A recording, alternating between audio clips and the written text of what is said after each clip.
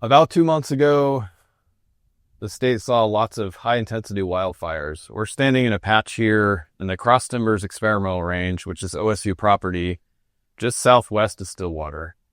As you can see behind me, a lot of this burned at very high intensity, but there's also some areas like in the foreground here where there's some herbaceous vegetation that after the fire has responded pretty quickly. Some of the woody species respond following fire as well. So there are oaks out here. You can notice some oak saplings and sprouting, regeneration following fire, and oak responds really well.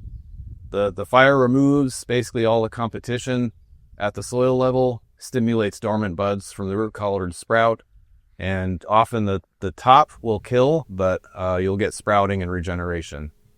This fire also burned at lots of different severities. So different mosaic of high intensity, moderate, and low intensity fire. Behind me, this is what we call high intensity, so there's not really anything what I'm standing on except for mineral soil. All the mature trees, so these are mostly cedars, they've all been killed. As we'll see, there's also some places where it actually did not burn nearly as hot. So we'll go take a look at that right now. We've only walked a few hundred feet to get to this patch of low intensity fire, or in some cases, patches where really nothing burned because there's no fuels on the ground. This is a really good point with eastern red cedar. You'll notice underneath these trees, there's really hardly anything that can burn. In some places, eastern red cedar branches provide a lot of shade. Not a whole lot can grow underneath, and it really does not burn very well. So what we saw with the Stillwater wildfire was relative humidities that were extremely low, down to 10%. We saw wind gusts over 60 miles an hour. And it was really the fire behavior that caused a lot of the high severity areas and the firebrands that got thrown well ahead of the head of the fire that started a lot of the high severity patches.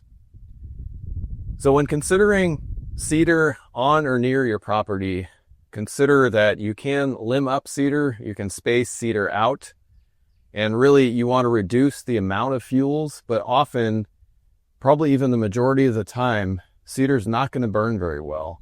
It's really going to burn. It's going to contribute to more fire behavior under extreme conditions that we do not see that often.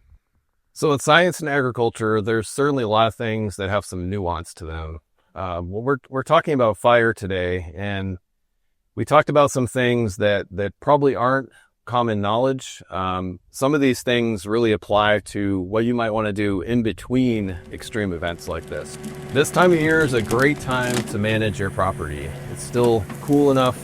You can still access a lot of places, and you can get in and do management before any kind of fire behavior. So to find those resources, go to the SunUp website for more information.